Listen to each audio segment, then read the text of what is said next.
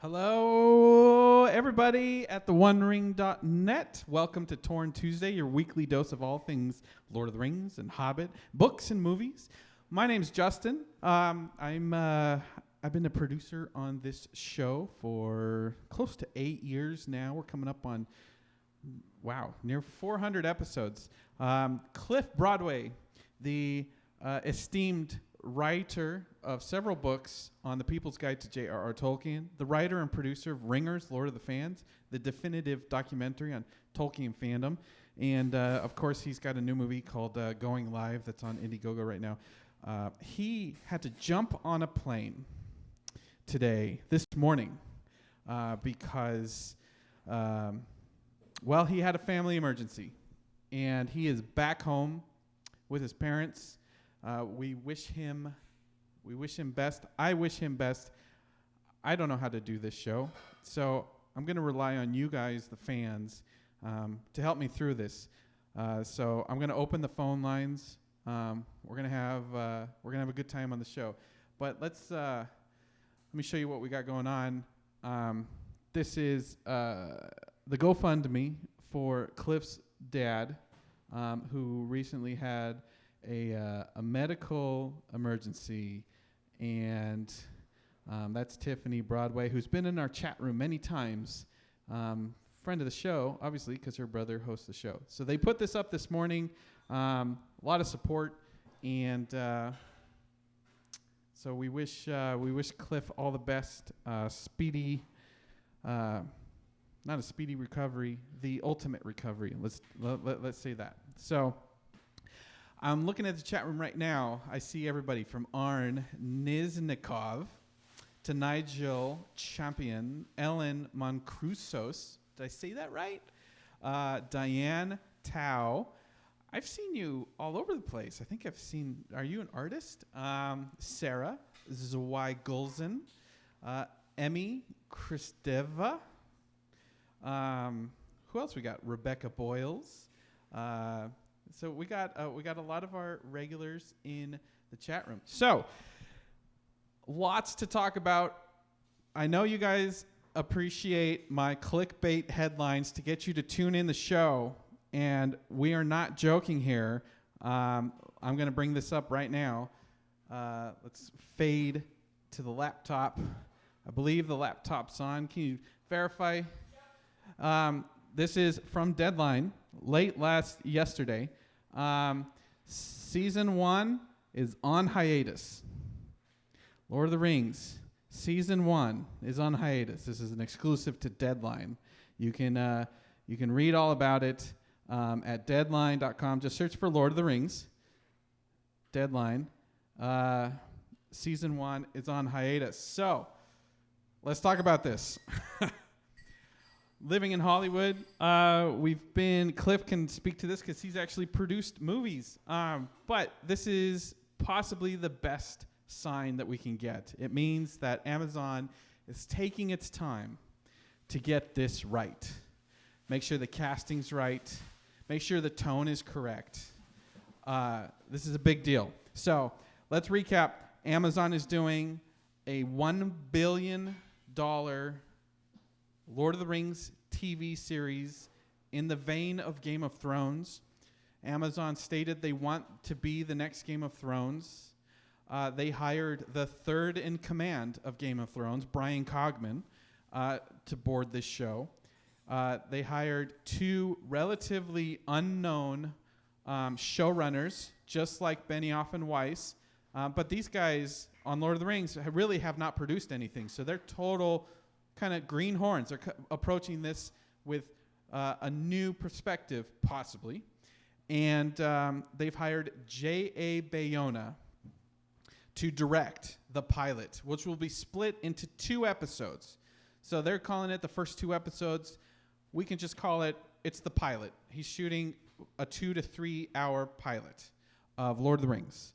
So he's the first director under the executive producers and showrunners of McKay.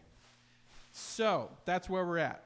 What does this mean? What does this Deadline article mean? It means that we're shooting. They're going to let Bayona, J.A. Bayona, do his pilot, and then they're going to pause, and they're going to watch it.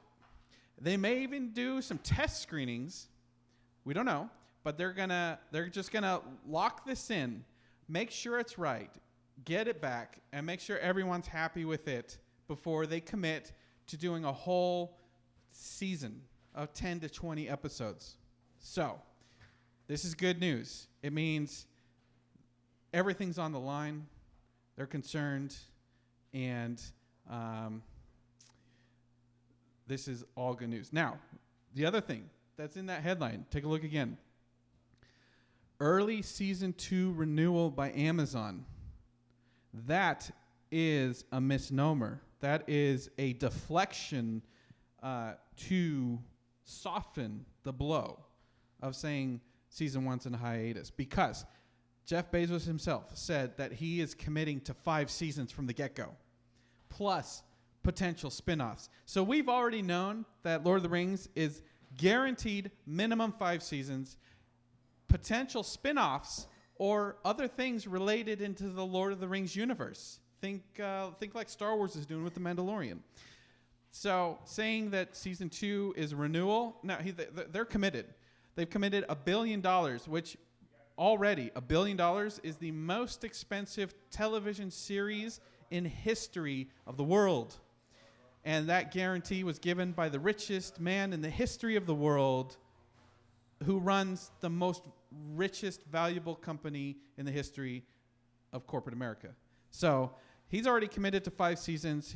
They just want to announce Season 2 is going, which tells me that they were about to lose their writers.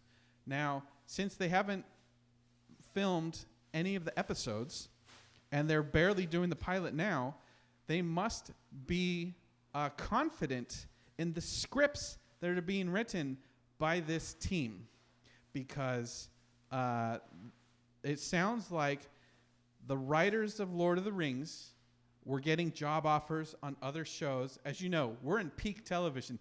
HBO Max has got a bunch of stuff happening. Amazon itself's got a bunch of stuff happening. Netflix, everyone's in the game. So $1 billion included the rights. $1 billion includes the production costs. The rights acquisition of $250 million was separate from the budget.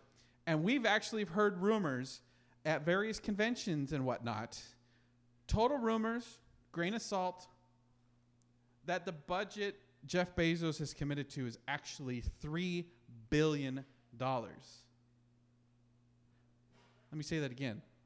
The budget for the Lord of the Rings television series, up to 5 seasons, is $3 billion.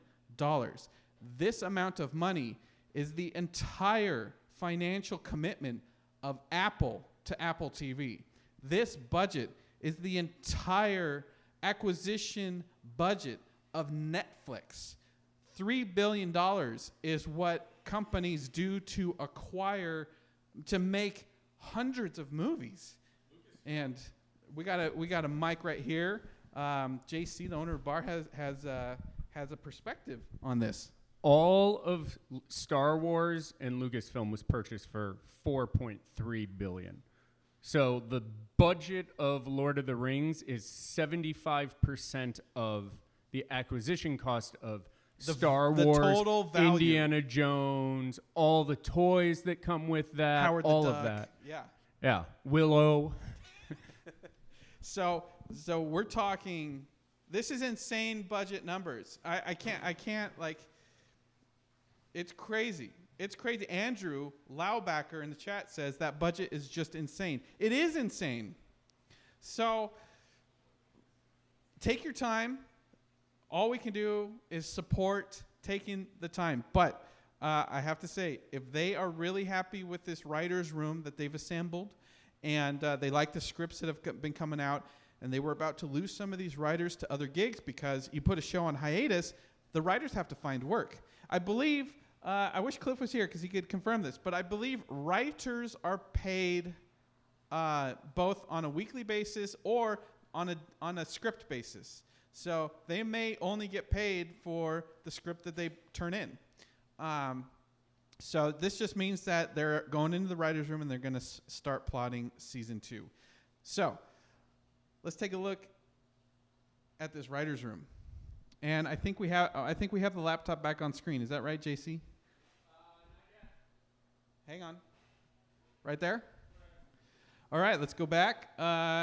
So they've actually conveniently listed all the writers in this. Now, this is an all-star team.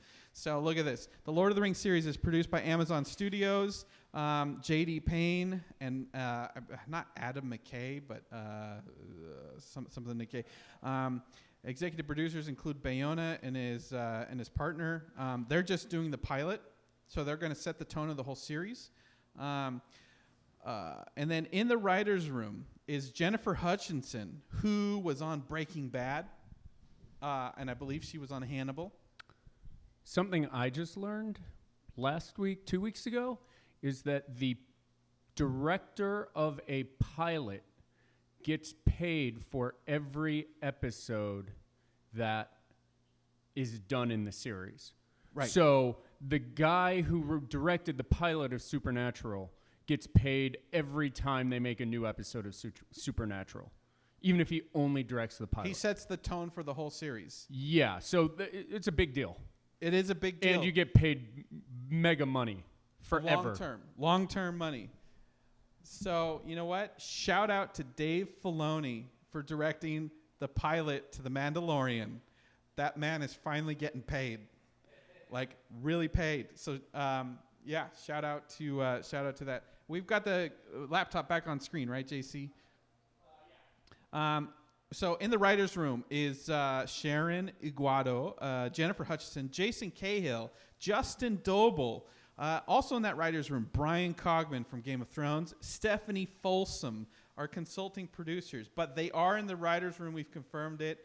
Ron Ames is a producer. Helen Shang is a co-producer, and she's in the writer's room. And Glenise Mullins is a writing consultant. Guys, go to this article, search Twitter for each of those names, and follow them. I know Helen Shang is on Twitter. So is Jennifer Hutchinson. Lots of these people are in the team, are on Twitter. JC, you're going to love this. The production designer of Lord of the Rings is Rick Heinrichs, who recently did The Last Jedi. As you know, we're at Scum and Villainy Cantina every week. So what an exciting time to add The Last Jedi production crew to Lord of the Rings. So did anyone else just try to scroll the live stream? Hey, I appreciate that, Rebecca. Hey, Brennan Marr is in the chat room, JC, and he wants to know, do you like The Mandalorian? One-word answer only, please. Yes. Yes, the answer is yes. That's all we got time for talking about The Mandalorian. So what else in the chat room? What are you guys saying? So when is Lord of the Rings going to put out a good RPG for console where we create our own character and collect the rings and destroy them? Randy Schreiner, great question, and I actually have an answer to that. Amazon, as part of their deal for Lord of the Rings, includes merchandise and video games. Amazon is currently subcontracting some of the biggest game developers to make a new Lord of the Rings RPG. It's really exciting. The developers that they have going on have done PC games, they've done console games, and they've done mobile games. Can't wait to see what they have coming up, but the goal is to do exactly what you just said, make an RPG game that gamers worldwide can enjoy. So, yeah, it's pretty good. Ellen Moncrusos says, I think this is all good news. Westworld did the same thing. They rewrote and refilmed after the pilot, and the show went on to become a huge success. This is exactly true. Westworld is personally my favorite show on television right now. It is one of the best produced shows on television right now. It is one of the best written shows, Westworld is. It's from Jonathan Nolan and his partner. who, of course, you'll know from the Batman movies and all of his brother Christopher's directorial efforts. So this is normal for prestige television. You make the whole pilot, you pause, everyone comes together, they look at it, they review it, they see what type of performances they got out of people, whether the story works, whether the tone works, and then they go into full production. So this is good. Take your time, Amazon. Please. Take your time. I believe they did the same thing for Watchmen. HBO's got a new show, Watchmen, and they did the pilot. They did the first 2 episodes, and they got such an amazing performance out of some of the characters that they actually rewrote parts of the pilot for the performance, for the quality of the performance, and then they ended up writing a whole new episode to delve deeper into the backstory of one of these wonderful performances. So shout out to Watchmen for doing exactly this. Again, all this is going good. So also, let's back up. Let's go back 20 years, okay? Lord of the Rings, the biggest financial commitment since Titanic. The entire studio puts it all on the line for Lord of the Rings. So much is on the line. The entire studio could fail if Lord of the Rings isn't good and doesn't deliver. They are literally hours to start filming production on Lord of the Rings in New Zealand with this guy Peter Jackson that most people don't know about. They've assembled the cast. They've been going sword training and horse training and fight training for months. They're in New Zealand, and they fire the guy that played Aragorn. They said, "You're done. You're not working out. We're not even going to waste film on you. You're done." They fired him just hours before they were supposed to start shooting his scenes for Lord of the Rings. He was fired. They had 5 days to replace Aragorn, to hire a whole new actor, to approach an actor and call up his people, offer their rate, offer what the financial incentives are, give him a sample of the script, get him in, sign the deal, get him into New Zealand, do all the wardrobe. So 5 days. So right now, I got a phone number here. It's in the graphic below me. It should be scrolling above. JC, can you make sure that the phone number is scrolling above my head? It looks like it is. Okay, good. So our lower third, I have a phone number. That is my cell phone number, text message. My phone number really is 530-64-FRODO. For Frodo is really my phone number here. If you are in Los Angeles and you want free tickets, 2 free tickets to see Lord of the Rings Extended Edition 2 days after Thanksgiving, November 30th, here at the Egyptian Theater in Hollywood. Entire trilogy screening, digital projection, extended edition, Lord of the Rings trilogy, 12 hours in Hollywood. Text me the name of the actor that was originally cast for Aragorn. I'm not going to say it out loud. Text me. Don't say it in the chat either. You have to text me the answer of who was originally cast and got fired hours before they started shooting Lord of the Rings. Who was originally cast as Aragorn in Lord of the Rings. If you text me the name, I've got a couple sets of tickets to the Lord of the Rings trilogy screening, November 30th, here in Hollywood. If you're not in LA and you can't make it to this screening, please do not text me the answer, because I already know it. If you're in Southern California or will be in Southern California for next weekend, Thanksgiving weekend, I've got 2 tickets for you. Tell me the name of the original Aragorn. Thank you, everybody in the chat room. I see you, Debbie. I see you, Andrew. I see you, Neil Monday. That's a name I've not seen in so long. It's been so long since I've hosted myself here on the show. It's great to see everybody in the chat room. Arn, the project is on Second Age. I forgot to mention that. The Amazon show is Second Age. Randy Schreiner says, question my kids and I have. If Bilbo had kept the ring, would he have turned like Smeagol did? Or would he have turned into something different? Do you know? Do you know? If Bilbo kept the ring, would he have turned into a Smeagol-like character? I think it depends. Smeagol turned... I don't like this wishy-washy. It's a black or white answer.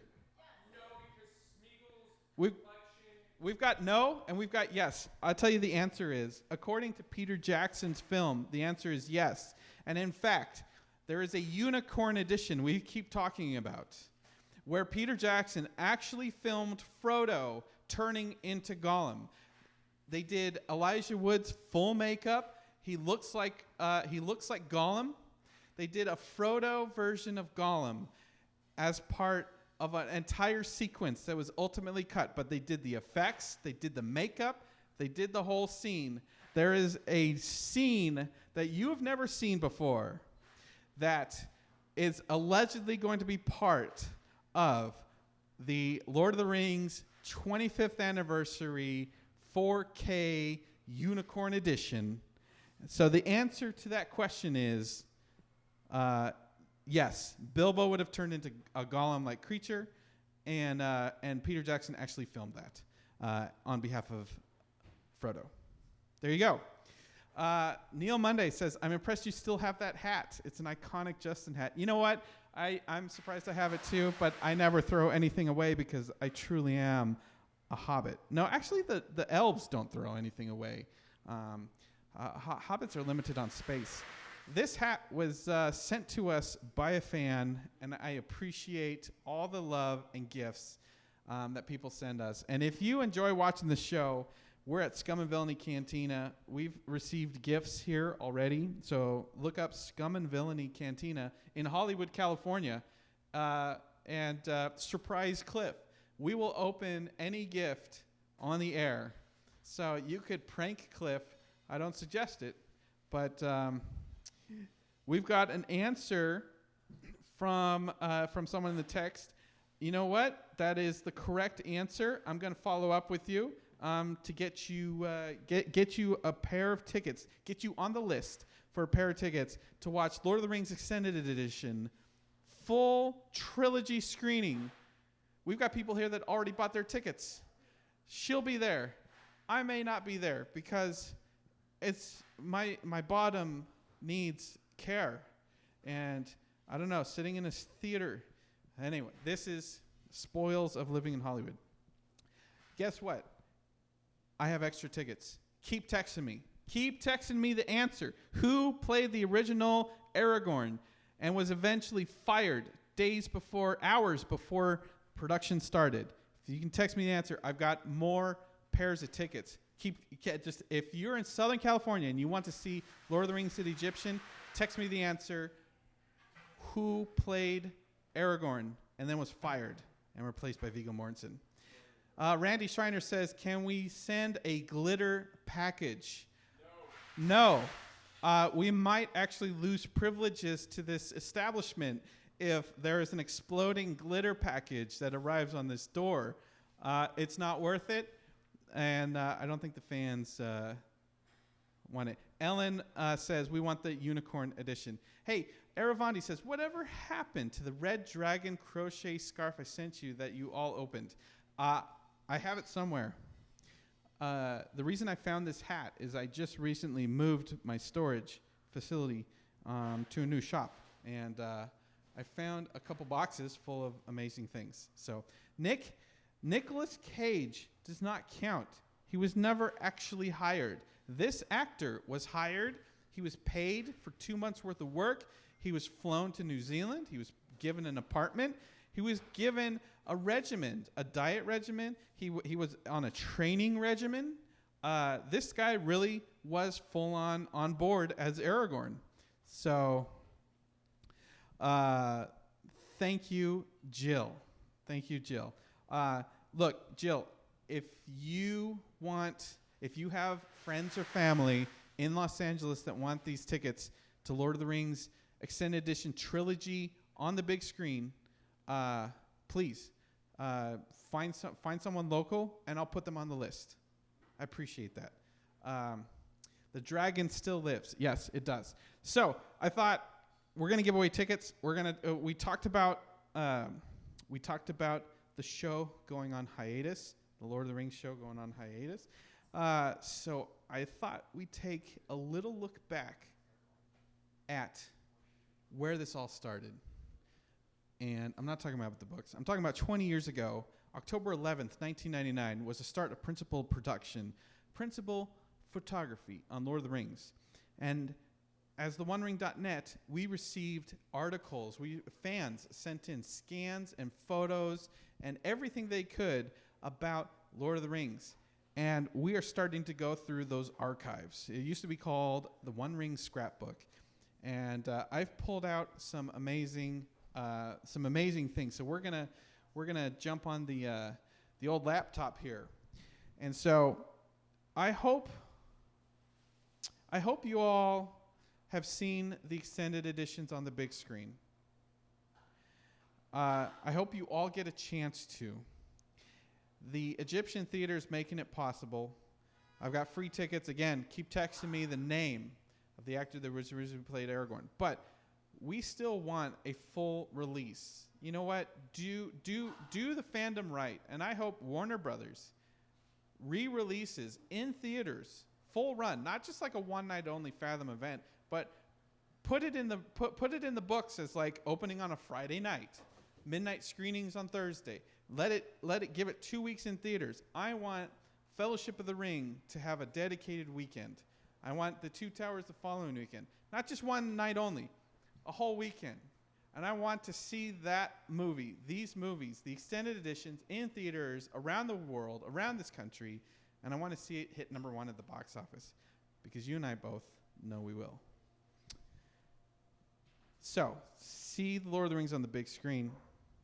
We talked a little bit about the Amazon series. Now, let's look back at the hype machine of Peter Jackson's Lord of the Rings. And we're going to start with this. We got a call on the hotline. Oh, my God. We can't talk about that. Let's do this. Hi, who's calling? Hey, Justin, it's Brennan. Hey, Brennan Marr. How's it going? Doing good. Sorry to hear about Cliff. Yeah, it's a tough thing, but you know when health things happen, you just have to be with your family. Family first at all times. Yep. Yeah, and speaking of which, yep. I just wanted to share a special memory. About 2 years ago, I watched the extended versions of Lord of the Rings over a weekend with family members. And I tell you, I have never cried that hard at the end of a movie. from the Lord of the Rings extended edition. Then from watching all of them in a row. Yes. Not on the same day, because that would have been... That's intense. Crazy, but I tell you, I was an emotional wreck at the end. And it had never hit me that hard. But seeing it all together, you really appreciate the story. And it was a very special memory of watching it with family. Do you think if they re-released these films, the extended editions, in theaters for a proper weekend run, do you think you and your family would go together to the cinema? There's a good possibility, yes. Let me ask you this. Did you cry at each of the 3 movies? When I saw it in the theater?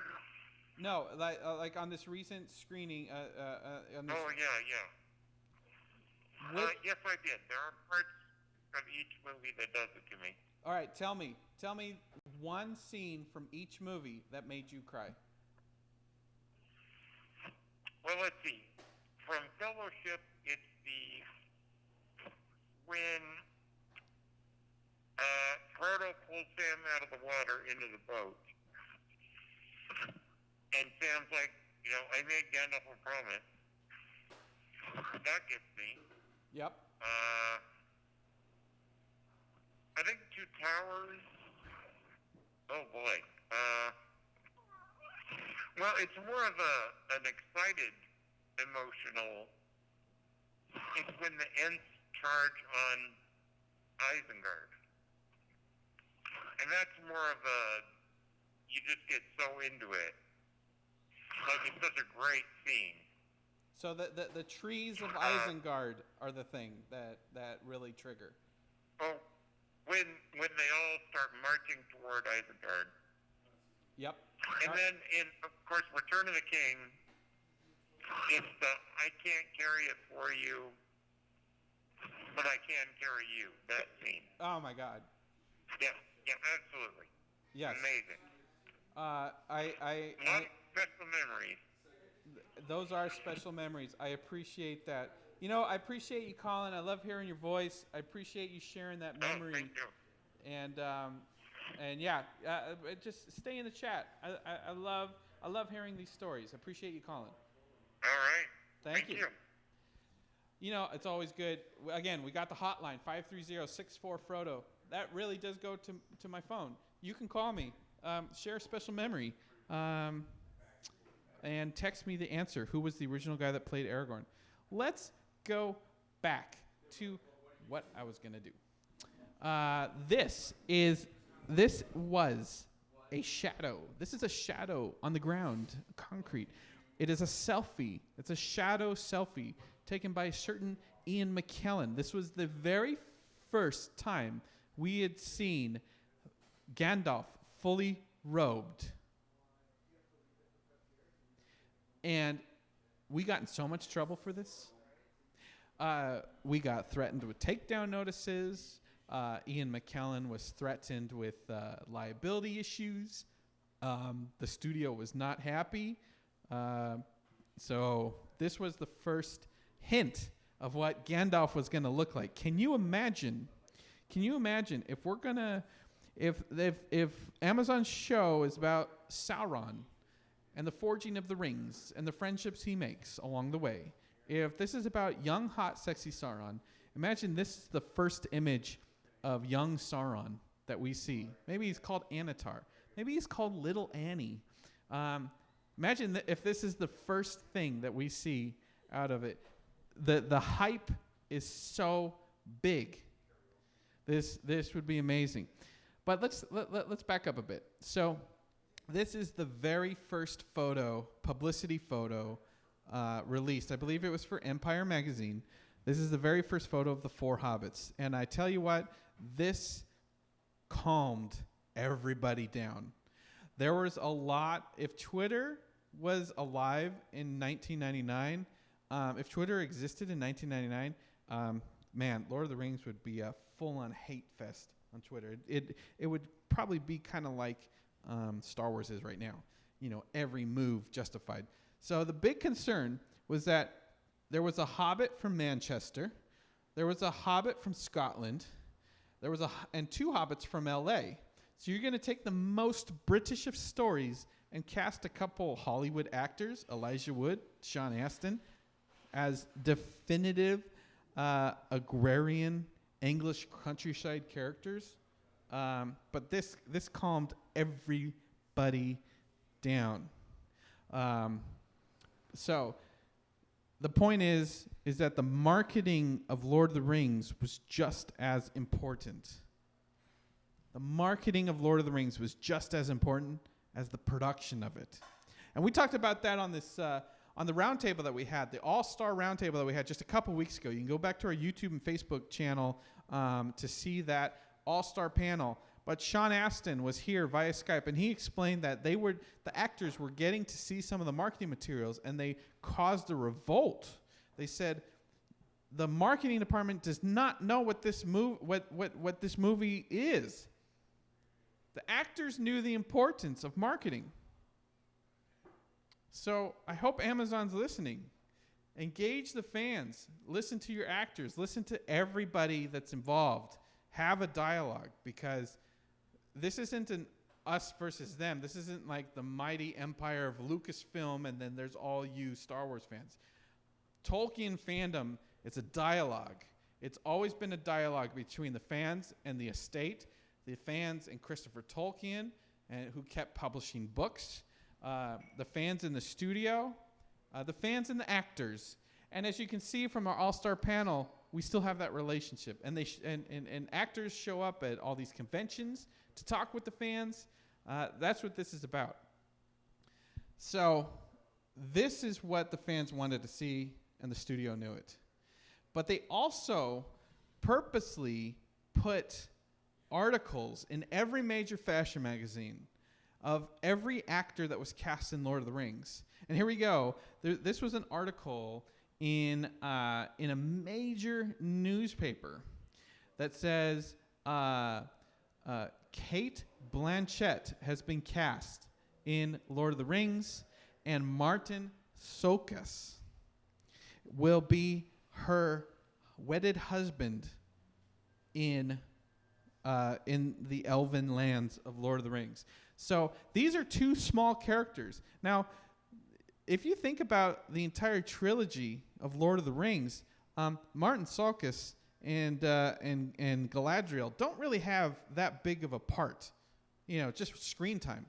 So the fact that the studio was putting these actors, as soon as they were cast, in newspaper articles just to drum up hype, like they wanted, basically the studio was using the newspapers and the magazines to gauge whether fans would support this casting. And then it was up to the actor to perform to the best of their ability. Obviously, we love these guys.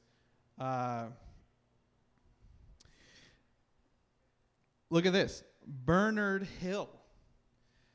Theoden is a major character that we don't even see until the second movie. And they're putting articles for him in the Radio Times.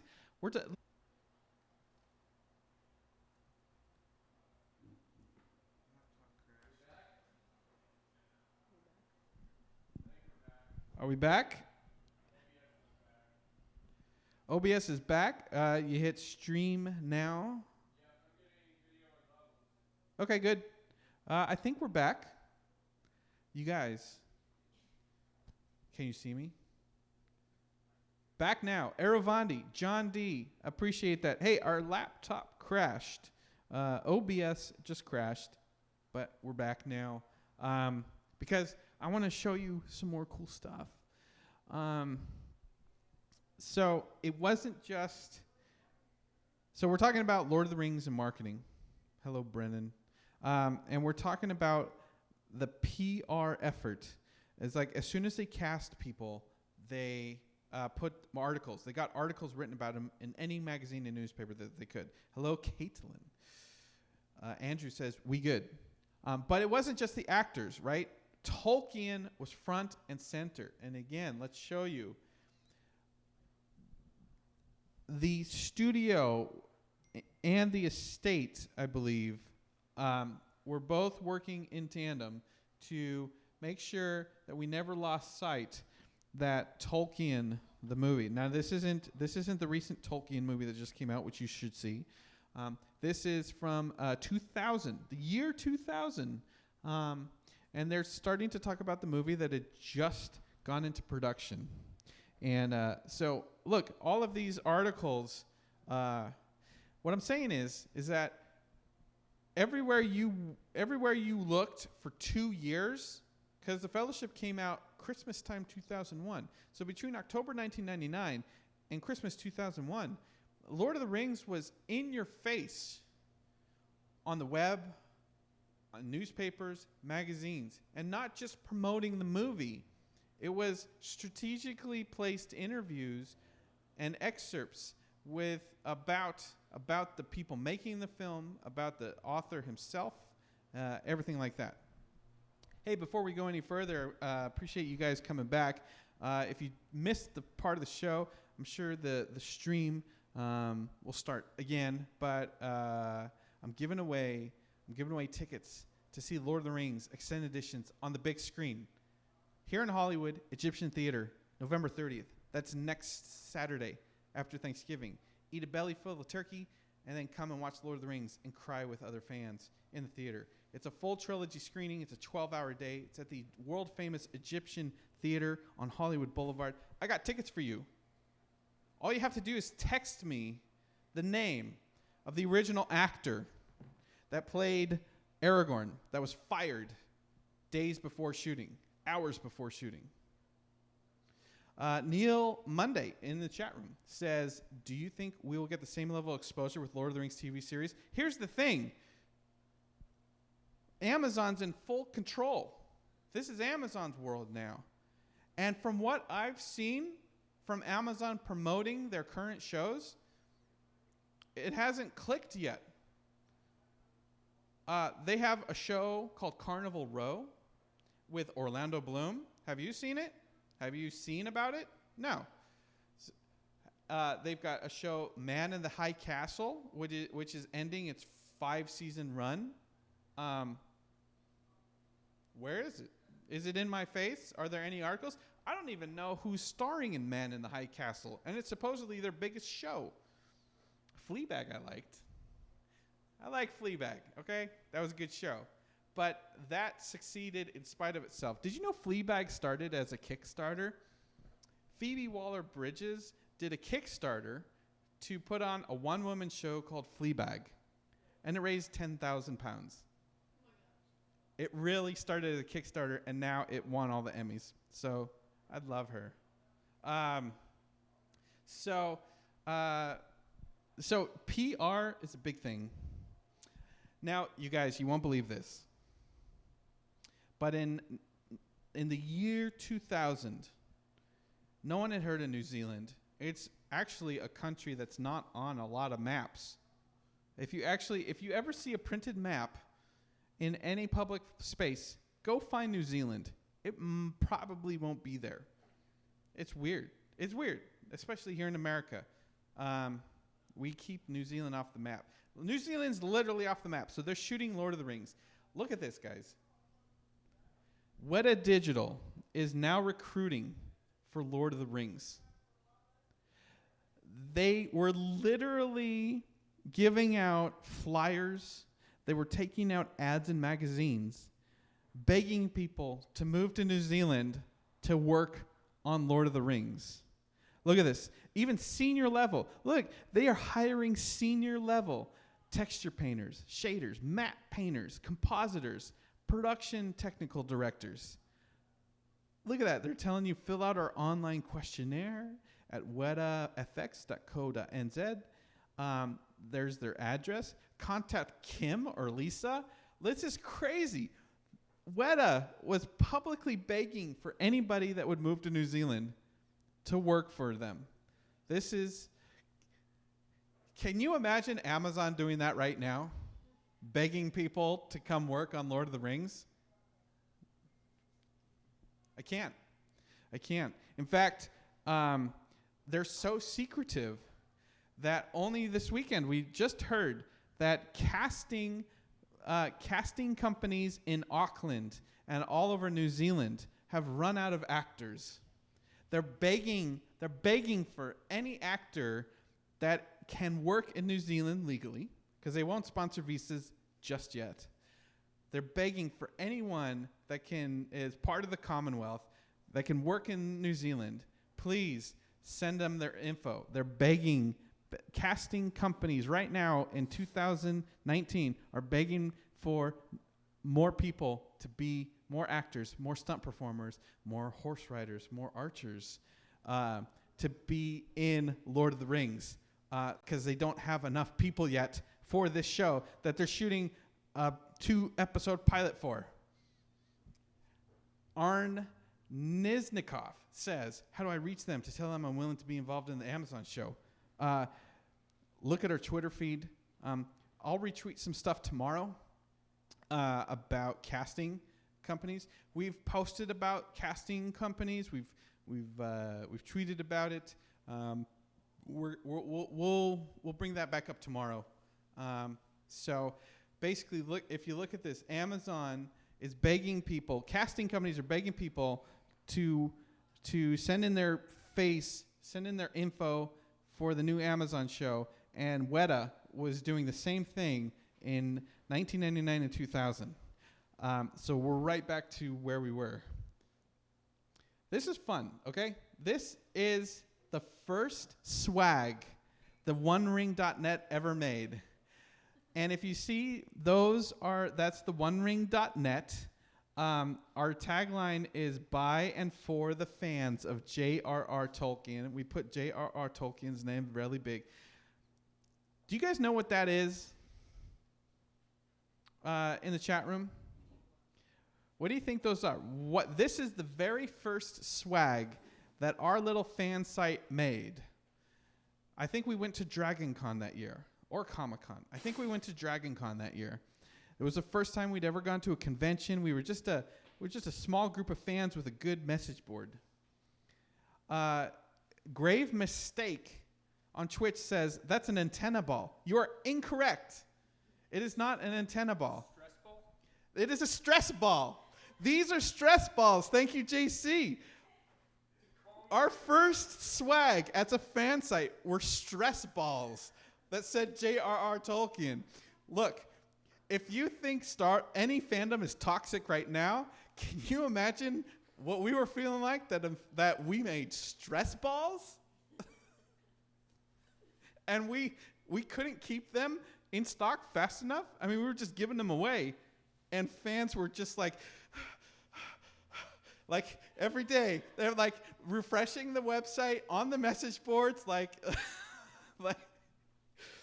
stress balls is the right answer. That was our first swag, and that was for me. That was one thing that said this fan community is way different than Star Wars and anything else. The fact that we acknowledge our energies, positive or negative, it's not positive or negative, it's just stress. So we're almost at the same point now. I think we should bring these back. Guys in the chat room, should we bring back the OneRing.net stress ball? Because Amazon has just put the new show on hiatus. It's on hiatus. They're not going into production on all 10 episodes yet. They're going to shoot the pilot, come back, review it, make sure it's tonally good, the acting's good, the effects are good. So I'm stressed of yesterday's news. I need this stress ball. Everybody in the chat room has said, we got to do it. We got to do it. Black Sauce Noodles thought they were ring capsules. No, that's a good idea, though. Yeah, stress balls was our first swag. No other fan site has made stress balls, but they all need it. I think Star Wars fandom would be a lot more calm if everyone had a stress ball. This is a photo of two of our founders. The OneRing.net was founded by 4 people in 3 different countries. These are the 2 American founders, Bill and Chris. Bill runs the servers. He hosts the website. He runs the servers. And Chris does all the day-to-day business stuff. Those were that's our first convention in 2000. The movie isn't even out yet. We don't even have a trailer, and we're already going to conventions, hosting panels and stuff. Speaking of articles, again, look at this. They cast a couple more people in Lord of the Rings, and they got an article about it. I believe that's Miranda Otto. Yeah. Believe that's Miranda Otto is in there, who with her boyfriend Richard Roxburgh, who was filming Moulin Rouge at the time. Yeah. So the fact that we don't even see Miranda Otto's character until the second movie, and this is in the year 2000, and she's in a glossy fashion magazine. The studio set that interview up. They wanted all the press to be talking about their actors. And so here's Miranda Otto, who no one had heard of in America. And she gets cast as Éowyn. And again, who knows Éowyn? The book, you guys do. The book people do. So, like, this is part of it. So Amazon, if this was happening now, Amazon would have announced these castings that they have recently, and they would be in an article already.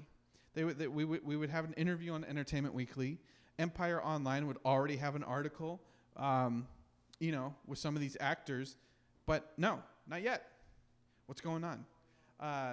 Lord of the Rings marketing was really paying attention to the fans. Let's keep going. Look at this. Akamai is the technology company that hosted the first Lord of the Rings trailer. The trailer for Lord of the Rings, the first teaser trailer for Lord of the Rings, it wasn't even a trailer for Fellowship. Remember that video where it's like Peter Jackson saying, "Now is the time. The technology is here." Akamai says the first preview footage set an online record, and it did. The first preview footage of Lord of the Rings saw more downloads and streams than Star Wars Episode 1, The Phantom Menace trailer. This was the first hint that we got that Lord of the Rings is possibly bigger than Star Wars. And the most anticipated movie in the history of cinema, Star Wars Episode 1, The Phantom Menace. Most anticipated movie in history. The anticipation was everything. We won't even talk about the movie itself. The anticipation of the movie was everything. The Lord of the Rings teaser trailer, it wasn't even a trailer, it was a preview, got more downloads than Episode 1. So that tells you what type of playing field we're on. By the way, did you see the article today? Kathleen Kennedy, the head of Lucasfilm, she was saying, someone asked her, why is the quality of Star Wars so all over the place? And Kathleen Kennedy, the head of Lucasfilm, says, well, we don't have an 800-page book to source from. I mean, sounds like a MAGA-level excuse. Well, I didn't know I was committing a crime, and I didn't actually commit the crime, so I didn't really do it. Look, Last Jedi is not a crime. I'm not saying that. I'm just saying, like, when somebody's like, hey, how come you're not consistent? And you're like, Lord of the Rings is fault. You're like, huh? Yeah, that's exactly what she said. What does this have to do? What does one have to do with the other? It doesn't. But the elephant in the room, the 800-page elephant in the room, is Kathleen Kennedy just today compared what Star Wars is doing with Lord of the Rings, and she says that Lord of the Rings is in a better position because there's 800 pages of story. And we already knew that based on the Akamai downloads that the trailer for Lord of the Rings. I have one other thing to say about that and how crazy that is that if you have source material, an 800-page source material, you are just inviting criticism, right? I mean, you saw it with The Hobbit. You are inviting criticism and restricting creativity. Right? So to navigate the minefield of staying faithful to the source material versus putting your own take on it is, I think, a much more difficult task than telling a good original story that's people are already going to show up for. And here's the scary part about Amazon's Lord of the Rings series based in the Second Age. There isn't 800 pages available. There's a lot, but there's not so much. I would not use the word so much to use. There is not a lot of material to source from when talking about the Second Age, the forging of the rings, Sauron as Anatar. You know, everyone. The books say he could take any form he wants. Does this mean he could be a woman in an episode, a child in an episode, a beautiful man like Loki? Does he, like, there's not a lot to go with. So we're heading into Star Wars territory. iRealist says Last Jedi was too forgettable to be a crime. Oof. I will defend Last Jedi, but not here, not now. Then we heard that this guy Andy Serkis was going to play Gollum. This was the only photo that we could find in the year 2000 of a guy named Andy Serkis. So if you heard Gollum is going to be played by this guy, and this is the only image that we could find, we would be furious. We were furious. We were like, no way. That does not look like Gollum. How are they going to make that guy look like Gollum? Do you understand how old Gollum is and feeble and thin? This was just totally stressful. That this is not Gollum. Hey, we're going to call on the hotline. Let's take a call. Hi, who's calling? Hi, this is Mason Vaughn. Hey, Mason, how's it going? Oh, pretty good. I'm a huge fan of yours. Oh, thank you. The whole website. I was seeing, had a idea. I'm a huge fan of The Hobbit and Lord of the Rings, and I really like the films. And I just thought, what do you think of a Tariel show? Maybe you said something about it before, but it just sounds amazing to me. She's great. What do I think about Tariel and that whole thing? What would you think if they did a show? She's great. I personally think. Like a spin-off show? Yeah, like a spin-off show. I think Evangeline Lilly would love nothing better than to rescue that character from the efforts of the studio heads that put in a love triangle that was not originally in the script. I think Tariel is an interesting character that has freed herself from the history of pacifism and recognizes the great evil ahead of him. And I think I think a Tariel show could work. I think they have to get Evangeline Lilly back to do it. I think she would do it, but if the right director and writers are involved. But I don't think it can be the first, second, or third spinoff. This has to be down the line a bit. But I like the idea of a Tariel. Would you watch it? Oh yeah, definitely. She's one of my favorite characters. Honestly, I just wish they would have fleshed her out a little more. I love it. Yeah, you know what? Yeah, I appreciate that idea. I appreciate that call.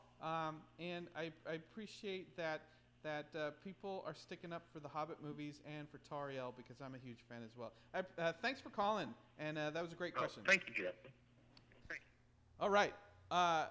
Man, we're just getting great phone calls and great questions, and a bunch of texts. You heard you heard the text come in. What else we got? Look at this. Let's go back. Again, Akamai bragging. 1.7 million movie preview downloads in the first 24 hours. Over 6.6 million in the first week. More than any other film in history, including Star Wars Episode 1, The Phantom Menace. Lord of the Rings is bigger than Star Wars. It always was, and it always will be, and its budget is already bigger than the whole company of Star Wars. Look at this. Look, even when they were shooting in rare locations, I believe this is Edoras, right? I believe this is Edoras at Mount Potts. People that have been in New Zealand in the chat room, you can confirm this. So even when they were building sets, they were articles were coming out. Look at this. They cast Sean Bean. And suddenly Sean Bean shows up in a bunch of articles all over the world in many languages. Look at this. Our local Australian historical expert, Crystal, said this is Peter Jackson running with the Sydney 2000 Olympic torch.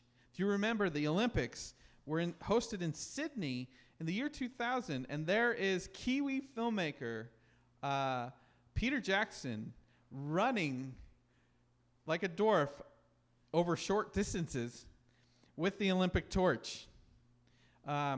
This is how much was on the line. This is a PR stunt that the studio put on. Because I guarantee you Peter would not have volunteered to run any sort of marathon. Also, he was busy making the movie. He was a busy man at the time. So this is a PR thing to promote Lord of the Rings. The studio was so on point. I just love that they were finding all these ways, all these excuses to put Lord of the Rings casts in the movie. Look at this. Here's a set sneak preview photo that we got. That's the first pic. I think that's Sala Baker, who was on our show a couple weeks ago. Look at this. In every language. I'm telling you. Look at it. I believe is this Brazil? Is this Portuguese or is this Spanish? But that's the cast, right? Like Lord of the Rings was a global. Brennan Marr says the Kathleen Kennedy quote is a gross misrepresentation. What did she actually say? Please explain in the chat room. Look at this. We made T-shirts in the year 2000, and Carl Urban signed that guy's shirt. So Carl Urban was already doing conventions. Literally, he was doing conventions. This is how we watched the trailer together. Look how big that MacBook is. Look at all the ports on it. Look at the upside down logo. That was a real laptop that Apple produced. I believe that was probably Chris is the founder. And all the fans, we were just watching the trailer with the stress balls in hand. Just like, oh boy. With a Gwar t-shirt. Look at that. This is DragonCon 2001. Look at that. That shirt says DragonCon 2001. I love it. Trailer runs rings around Star Wars. If internet downloads were projected into box office takings, then Peter Jackson's Lord of the Rings movie will be a blockbuster like no other. That compares 1 million people watched the Phantom Menace trailer in the first 24 hours. Lord of the Rings, 1.6 million. So we are 60% bigger than Star Wars. Guys, I know Cliff's not here, so I'm not going to make too much fun out of Cliff, but I'll just let the picture speak for itself. There's Cliff Broadway, your amiable host of Lord of the Rings Torn Tuesday, the One Rings Torn Tuesday. There. Andrew Laubacker in the chat room says, I'd be fine with Toriel getting an arc in a show like that. I do too. So, let's go back to the chat room, okay? Brandon Marr says, here's the quote from Kathleen Kennedy, the head of Lucasfilm and leader of Star Wars right now. Quote, every one of these movies is a particularly hard nut to crack. There's no source material. We don't have comic books. We don't have 800-page novels. We don't have anything other than the passionate storytellers who get together and talk about what the next iteration might be. Kathleen Kennedy, if you look in the Facebook chat, Brendan Myers posted the whole quote. Kathleen Kennedy is basically comparing Star Wars, the production of new Star Wars, having no source material to Lord of the Rings having an 800-page book available for reference. Well, based on the downloads of the trailers, I'll tell you what that book gets. Quality and downloads. Guys, look at this. We found a picture of Ian McKellen alone at the San Diego Convention Center. This is his first Comic-Con. He is yet to be seen as Magneto. Magneto wasn't out yet, or X-Men wasn't out yet.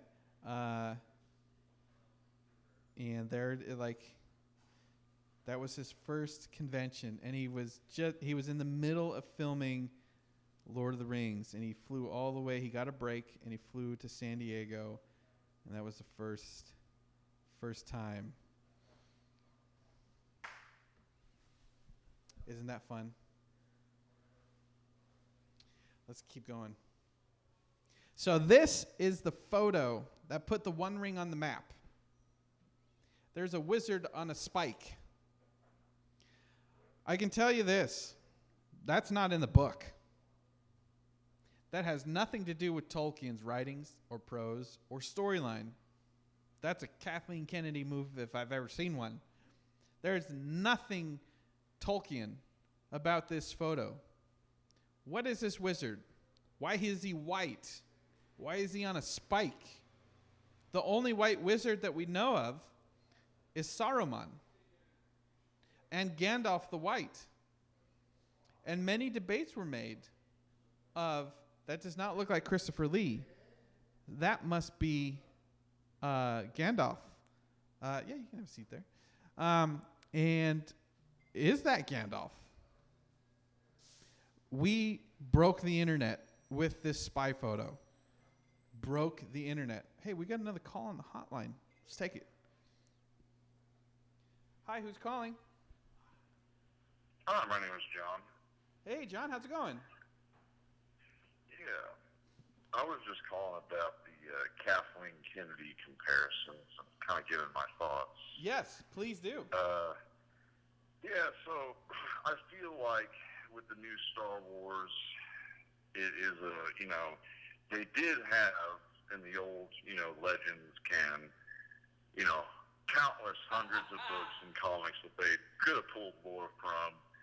But I feel like instead of doing that, they just tried going with a nostalgia feel for every single movie they've made, and they haven't reflected on the lore, and they've just tried to almost do soft reboots or mini remakes. And I think that's where the criticism's coming from, because the lore was there, and they're not really expounding upon it like they could have done. You're referring, of course, to the Star Wars expanded universe of books and movies and comics and things like that were inputted and approved by George Lucas himself, the maker. Thousands of pages. There's thousands of pages that were books. beloved by and generations like of I said, people. It's just none of that was really utilized, and that's where I think the Kathleen Kennedy's comment is valid. But that was my thought. That was her choice. That was a choice of Lucasfilm to ignore the entire expanded universe that had been written over the last 30 years, 40 years. It's there. Right, and I would hope that Amazon obviously would not do the same with Tolkien's written works. So that's the next question, right? Like there isn't a lot in comparison. There isn't a lot of text related to the Second Age. We have the broad strokes of how Sauron created the rings and got them in the hands of elves, dwarves, and men. Should Amazon be liberated from some of that legacy and go their own path as Lucasfilm has, or do you think we need to stick to the books? Well, I mean, as far as they stick to the general guidelines of Sauron corrupts, he creates the rings and hands them out to corrupt the other races, as long as they keep that, it's really in their hands, right? But that, I mean, for instance, if there was a backstory like that for Star Wars, I probably feel like they would have just like I said, gone the nostalgia route instead of just following previously approved lore. So that's kind of my answer on that. Okay. Well, I appreciate that. You brought up a great point about the EU and everything like that. So I appreciate the call and the information, and thank you for doing the research on All right, this. thank you. And we'll talk to you soon. Appreciate it. Thanks. Thank you. A great phone call again. You guys are so informed. I love this show. And usually I cut Cliff off at 6 o'clock, but no one's here, and I'm having so much fun. Should we look at more photos? Hey, let's go to the chat room. Emily Sorensen says, can the Tolkien estate tell them they can't make up their own stuff? I don't remember how much control or blessing they have. How do I want to answer this? Yes, the Tolkien estate has oversight of everything mentioned in the show. The license only includes, the Amazon license only includes things that are mentioned in the appendices, which is a lot because the broad strokes are made. If they want to touch anything that's in the books, the unfinished tales, things like that, they have to get permission from the Tolkien estate. Tolkien estate is not writing the show, but the Tolkien estate, on a case-by-case basis, can make available additional rights on a case-by-case basis. Here's the thing. Christopher Tolkien relinquished control of the estate. Tolkien's son, Tolkien's rightful son, who has been a steward, a proper steward of his legacy up to now. We don't know who's in control of the Tolkien estate right now. We don't know who's making the decisions, and we don't know if the entire family is on board with the decisions being made by the person that's in control.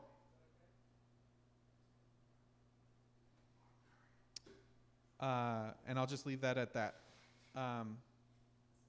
At the end of the day, you can talk about contracts, veto rights, things like that. At the end of the day, it has to do with actual people, persons making a decision. Who is making that decision for the Tolkien family and the Tolkien estate? And is the entire family on board with the decisions and freedoms being made available to Amazon? We don't know the answer to that. That's the question. That's the next question.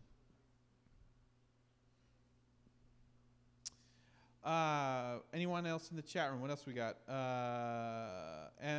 Let's see. Yep. Andrew, you're good. Yep. You know what? All right, so let's go back. This is the photo that broke the internet. It was printed in so many magazines. It was cause for so much concern in the chat room, in the message board. People debated this. Is it Saruman? Is it Gandalf? Is it Saruman? Is it Gandalf?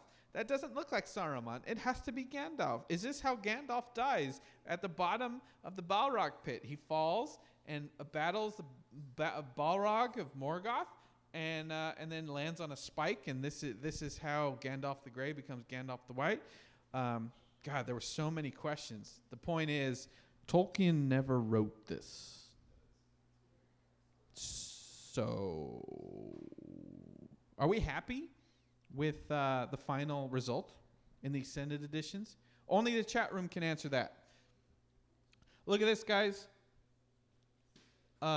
Exclusive photos of facial tattoos, I believe, with New Zealand's the rugby team, the All Blacks.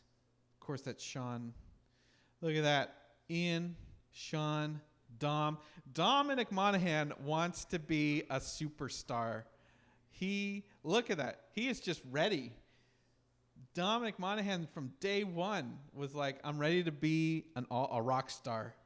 And I'm so excited that he's going to be in the new Star Wars Episode 9, Rise of Skywalker, in theaters this December, starring Dominic Monaghan. Look at this. And then, we haven't even talked about Liv Tyler. This was the beginning, the earnest beginnings of Liv Tyler's publicity campaign for Lord of the Rings. Look at that.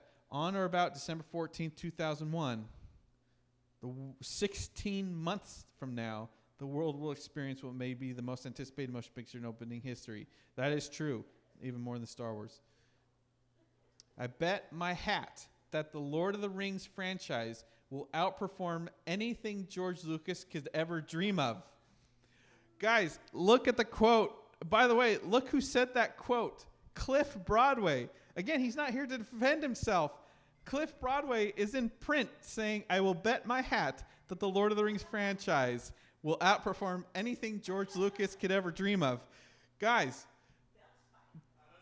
what is Cliff clairvoyant?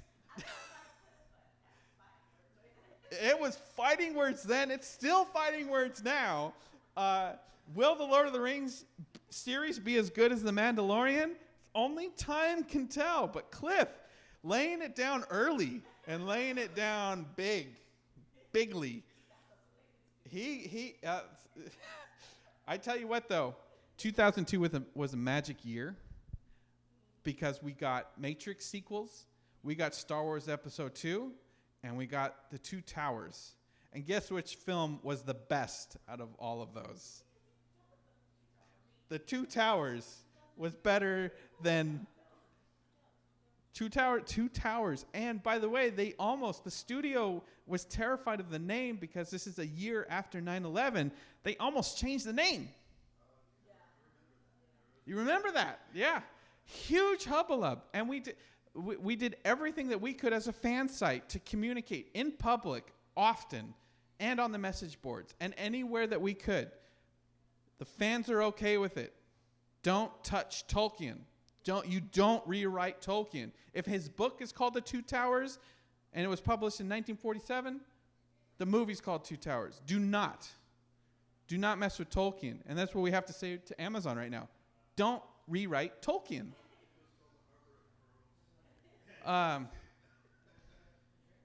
Do we know the extent of Dominic Monaghan's character? Please come in, have a seat. Do we know the extent of Dominic Monaghan's character in Star Wars Episode 9? He is a rebel pilot. Actually, no, they're not rebels. They're resistance pilots. He is a resistance pilot. All right, back to history. Look at this. Ring film. To be spared elf gobbledygook. What a headline. This is to confirm that the elves will speak English. No, the elves, when they speak in foreign tongues, when they speak Elvish, it will have subtitles below it. And actually, Cate Blanchett basically speaks English the whole movie. It's when Arwen and Aragorn are speaking to each other, do we really see the subtitles? And then she says, I choose a mortal life.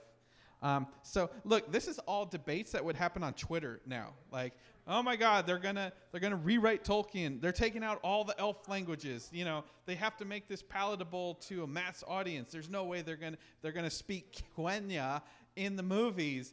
The movie studio has to make its money back. They won't put Quenya in the movie. If they can do Dothraki on television, they can do entire episodes in Quenya. Look at this. We were blowing up the internet so much that there were articles in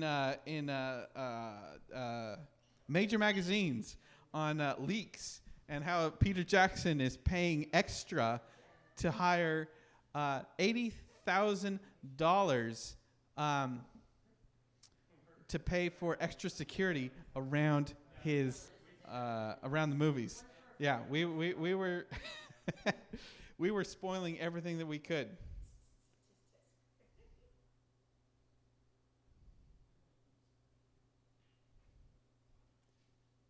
And there it is, the first photo of Gandalf.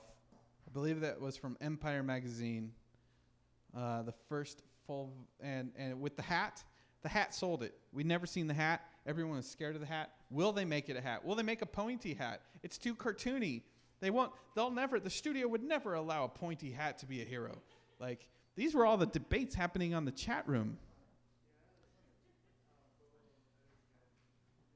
And then here we are from executive producer Barry M. Osborne from 25th October 2000.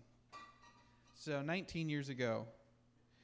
Dear writers of Rohan, thanks for sticking with the job despite the snow and the crowds. Your efforts are appreciated by all of us and surely will go a long way toward defeating the armies of Sauron. Enjoy the grog. Barry Osborne, Zane Wiener, Steve Old. Look, it was such a family that they were, everyone involved in Lord of the Rings was supportive of each other. Look at this. if you go through the Lord of the Rings appendices, you can see that Lord of the Rings was actually using military encampments in some of the scenery, and this was a big boondoggle because how come Peter Jackson gets to film a movie on army contracts? This is all stuff. Look at this. T-shirts from the cast. I survived Helm's Deep with the M crossed out. I survived Hell's Deep. The Urukai Battalion. Everyone, look at this. Nothing but nothing. What is it? Oh, jeez. Look, they had so much swag. Where is all this swag? Why isn't this on eBay right now? Like, I want some of these shirts. And then, of course, here's the first. New Line Cinema proudly thanks Peter Jackson and the thousands of filmmaking artisans who have magically transformed New Zealand into Middle-earth. This is the announcement of the completion of principal photography of Lord of the Rings in, I believe it was January 2001. Yeah, because if production was 16 months or 19 months, and they started in October 99, so that's it. We got so hype on those silhouettes. Like, that's the full fellowship. It's so exciting, so exciting. Hey guys, I appreciate you guys staying with me on this look down memory lane on how they marketed Lord of the Rings while they were filming it. This isn't like they were filming something and then it was like 6 months to release and we get a trailer. There was a strategy behind all of this, and it was not normal, but it was extremely effective by putting every actor that was involved as soon as they got cast, as soon as they were in New Zealand, by putting them in magazine articles, in fashion magazines, in newspaper articles, in living homes and gardens and things like that. Every actor got their chance to to shine. Whereas if you look at the publicity of motion pictures right now, it's like Chris Evans on every TV show. It's like there's other actors involved in the Marvel Cinematic Universe. There's like 22 movies and tens of thousands of actors in those. Why is Chris Evans just everywhere? Like, Lord of the Rings shared the load. They gave every actor, as soon as they were cast, an opportunity to prove their personal quality. And this is the message I want to get across to Amazon right now, is that of all the announcements of the writers, directors, filmmakers, showrunners, actors, all the announcements, none of them have talked to the fans or talked publicly about their passion for Tolkien or anything to do with Tolkien. We don't know if J.A. Bayona has ever read The Lord of the Rings. The assumption is he has. But here with Lord of the Rings in 1999, they made sure that every actor, everybody involved, was highlighting early and often their passion for Tolkien and for those books. That's all we want. We want validation that the showrunners are as much diehards as we are. Maybe they had accounts on our message boards 20 years ago that we don't know their screen names, but just whisper in our ear. Like, we'll look them up. Hey, we got time for one more phone call on the hotline. Hi, who's calling? Hi, this is Arna. Arna, how's it going? Good, how are you? It's nice to hear your voice, Justin. Oh, thank you so much. It's nice to hear you. I think I was saying Arn the whole show. I apologize for mispronouncing. It's pronounced Arna. I was the fan who thought up Milford Sound as Numenor. Very good. And other things. I thought I thought up some casting too, if that's okay to share with you a little bit. Please. I know I said Charles Dance for Saruman, but that's in the Third Age. As Cliff has said, that there are no wizards in the Second Age, but I've also picked him for Morgoth in the First Age as well. And I'm going to hold on to him just to be on the safe side in case some huge project comes into play. Yep. in the long run, just as the second age finally came around, even while it was predicted not possible during the make of the Hobbit film. That's right. Brian Blessed for Tom Bombadil. Brian Blessed for Tom Bombadil. That is a name that is constantly thrown about, and I love it. And, of course, Saoirse Ronan, Peter Jackson's lovely Bones actress for Goldberry. Saoirse Ronan for Goldberry. Interesting. Go on. Saoirse Ronan, the lovely Bones actress, and Yeah. Queen Mary of Scots actress for Goldberry. Yep. Keep going. And I found this actor, Paul Brook, in a TV episode. I mean, this is just an ad. This isn't something exactly I expect to see happen, but I found it in an episode called Foyle's War, the same episode that I've seen Charles Dance shine in. And I thought he'd make a great Proudfoot, Proudfoot. for one. We already have a good Proudfoot, I believe. Yeah, I love him, too. I mean, sorry, that's just an ad. This isn't something But I want Harry Sinclair as Isildur again, Peter Mackenzie as Elendil. And for locations, I mean, let me see. I was thinking it sounds ridiculous, but I thought Lauterbrunnen Valley looks pretty cool for Rivendell. Yep. I mean, for the second age. What do you think? I agree. I mean, and particularly because it's very accurate to Tolkien's vision of Rivendell, since that was the valley he visited in September of 1911. Yep. And I thought that valley would be of good help to the Amazon show. Maybe have Alan Lee visit the Alps and illustrate Lauterbrunnen as Rivendell from the second age. I agree. Yeah, that's a great idea.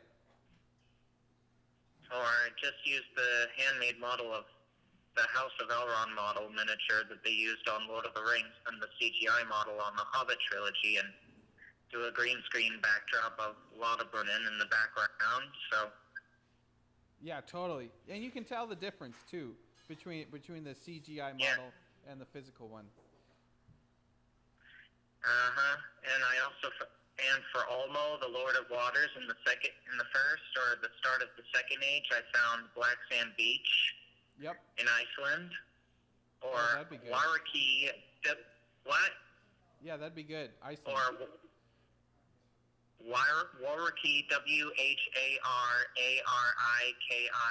Beach, Tasman, New Zealand, for Ulmo, the Lord of Waters location. Yeah, that'd be good. And for gods like Iluvatar and the Valar, I thought I had this idea of having crew members use northern or southern lights, getting live shots of the northern and southern lights, and doing these opacity tricks. One actor's surrounded by green screen in a movie set of the Ulmo Kingdom, and they do this opacity trick. I don't know how to express this. I mean, I'm sure you know what opacity is. It's a technique I learned on a movie editing software called Final Cut Pro. Mm-hmm. And what you do is you put a number of pictures on top of one another on the work area timeline, and there's a drag button that you use to drag from left to right to combine the colors all in one picture. Yep.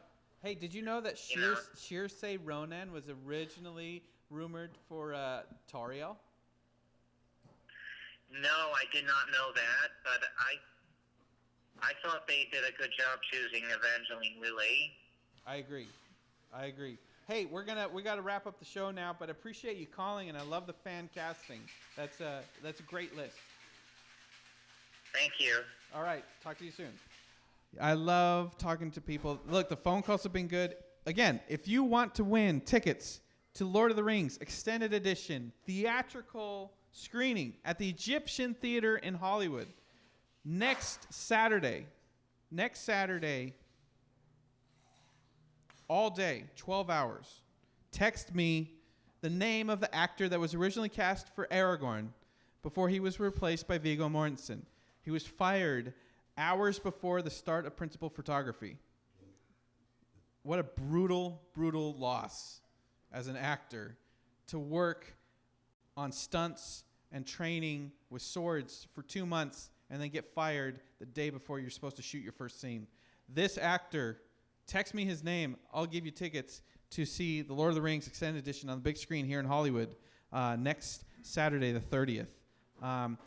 Guys, Michael David Copley says Benedict Cumberbatch is Anatar Sauron. That's exactly what Peter Jackson casted Benedict Cumberbatch for, to play Sauron.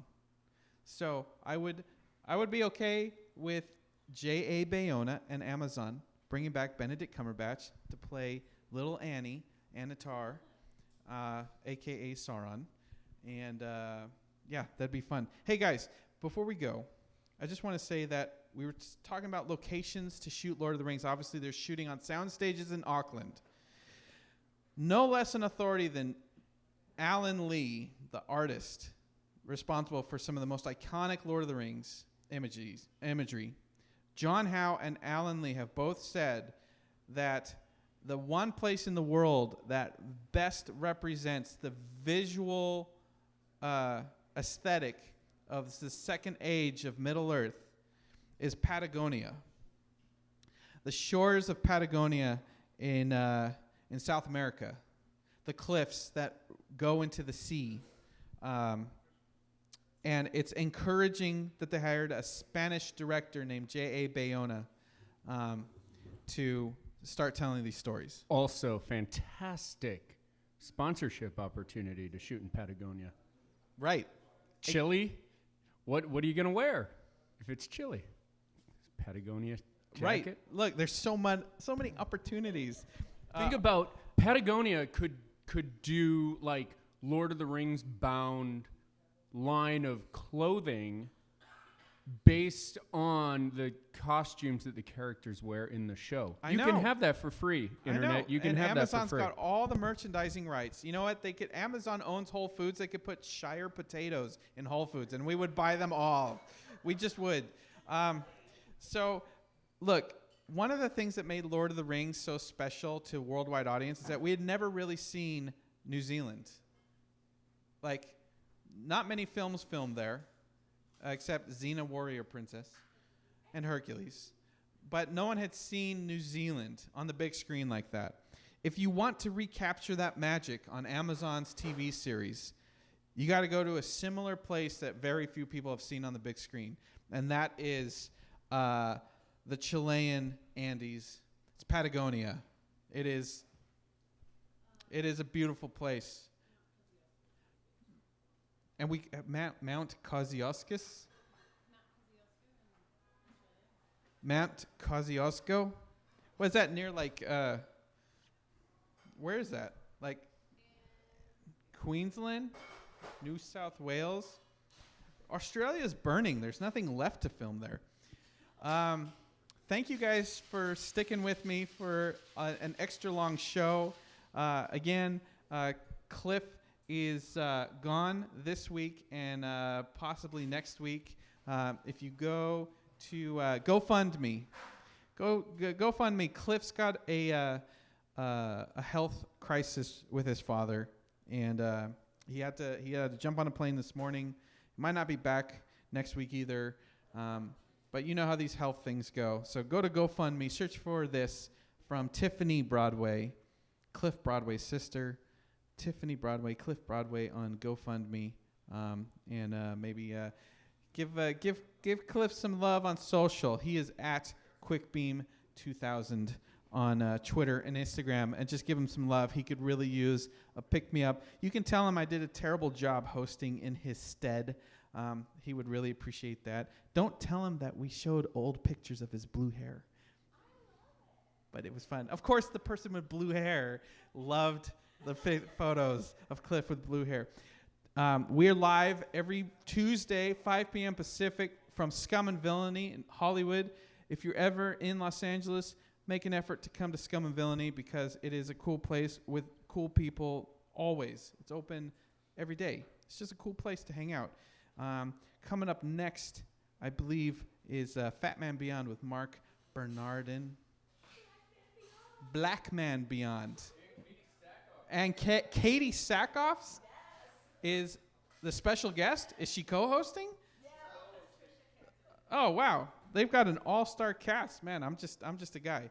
So we'll catch you next week on Torn Tuesday. Keep the faith. And Amazon, I hope you're watching.